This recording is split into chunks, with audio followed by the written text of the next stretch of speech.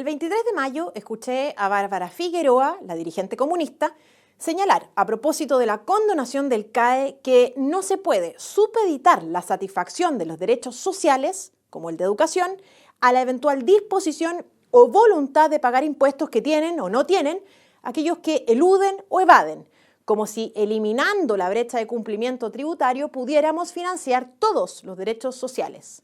Bárbara Figueroa no dice la verdad. La realidad es que si mañana, de un momento a otro, lográramos eliminar la brecha de cumplimiento tributario, en el mejor de los casos solo podríamos condonar el CAE, cuyo costo se ha estimado en alrededor de 4 puntos del PIB. Sin embargo, todas las demás demandas sociales pendientes que requieren no solo de más recursos, sino que también que estos mismos los utilicemos mejor, continuarían igualmente insatisfechas.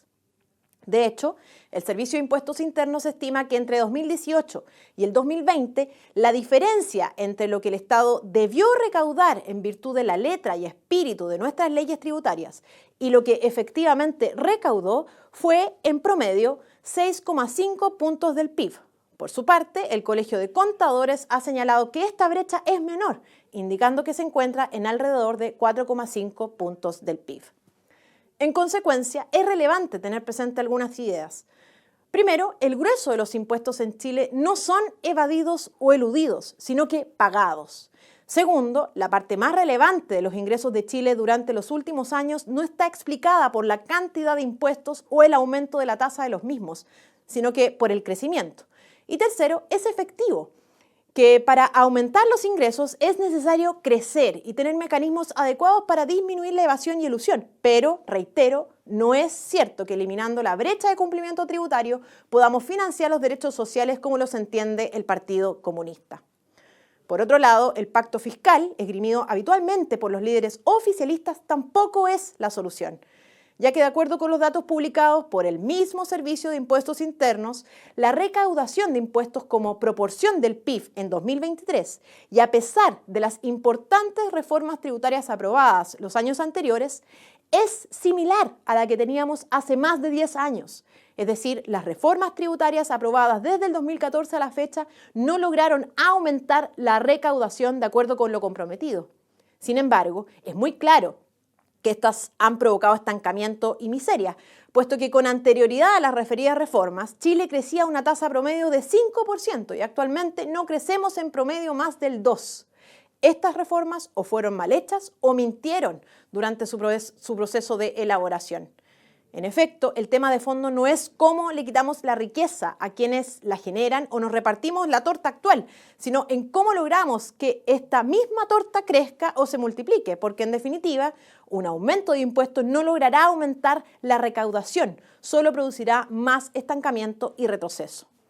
Es realmente desesperanzador que quienes nos gobiernan estén más preocupados de limitar la libertad de los ciudadanos para contribuir con buenos bienes y servicios a satisfacer demandas sociales relevantes que en perfeccionar la fórmula más idónea para cumplirle a los chilenos, para mejorar su calidad de vida. En educación, por ejemplo, le llaman no hacer de la educación un negocio, pero deliberadamente omiten referirse a los cientos de estudiantes que hasta esta fecha no cuentan con un cupo o matrícula para estudiar en los colegios estatales, tras haber prohibido que la sociedad civil en lo sucesivo cree nuevos colegios particulares subvencionados, ocupando un rol central en la satisfacción de esta relevante demanda social o función.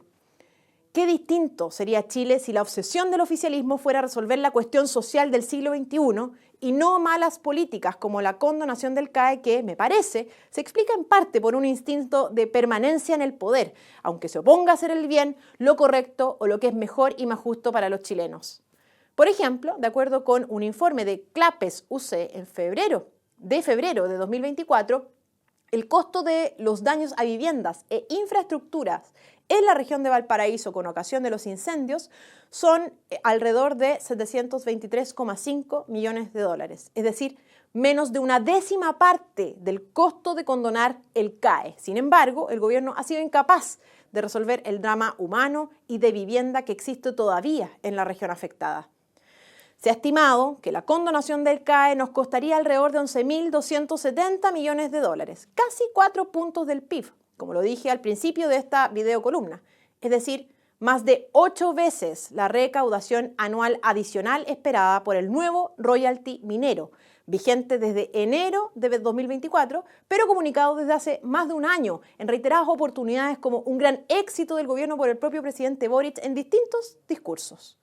Esto resulta bastante curioso, ya que un mínimo de compromiso con la transparencia debió obligarlo a informar no solo los probables nuevos ingresos en sus alocuciones, sino que con mayor énfasis y profundidad los posibles egresos, como la condonación del CAE, cuestión que todavía no ocurre, sobre todo a la luz de su enorme cuantía y eventuales efectos.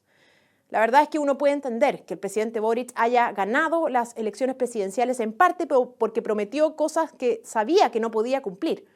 Sin embargo, no es responsable tolerar que pretenda gastar la plata de los chilenos a su antojo, priorizando incorrectamente lo accesorio por sobre lo principal, o que comprometa a los ciudadanos presentes y futuros, sin su consentimiento, a pagar las deudas de quienes sabemos constituyen un porcentaje importante o relevante de su electorado. En otras palabras, no aceptamos agrandar la mochila llena de piedras que nos ha dejado la revolución de 2019 y mucho menos su negativo paso por la moneda. Finalmente, el Estado debe disminuir los impuestos, promover que la sociedad civil contribuya con fuerza a resolver con su iniciativa y capacidad las demandas sociales más urgentes. Es necesario promover un real crecimiento económico y con ello generar más recursos para el fisco y para las personas. Solo de esta manera superaremos el paso cansino y mediocre al que nos estamos mal acostumbrando y volveremos a ser un país de reales oportunidades. Opinión en Bio Bio.